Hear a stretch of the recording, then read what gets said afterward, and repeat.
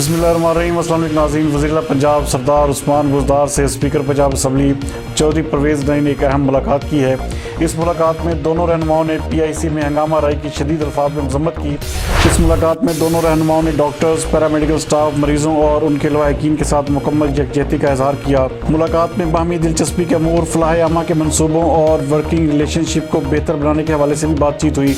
वज़ीर आला पंजाब सरदार उस्मान बुज़दार का कहना था कि PIC का अफसोसनाक वाक़या एक टेस्ट केस है। जिम्मेदार अनासर कानून की गिरफ्त से बच नहीं सकेंगे। उनका कहना था कि कानून सबके लिए बराबर है, बिला तफरीक कानूनी कार्रवाई होगी। कल का वाक़या शर्मनाक और इंतहाई काबिल मज़म्मत है।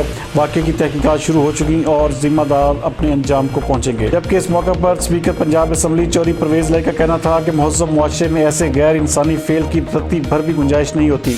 चौधरी परवेज़ इलाही ने कहा कि मरीजों को इलाज की सहूलत से ज़बरदस्ती रोकना मुजरिमाना फेल है। इस मुलाकात में चौधरी परवेज़ इलाही ने वज़ीर आला पंजाब सरदार उस्मान बुज़दार को यकीन दिलाया कि पंजाब के अवाम को रिलीफ देने और सूबे की तरक्की के सफ़र में हम आपके साथ खड़े हैं।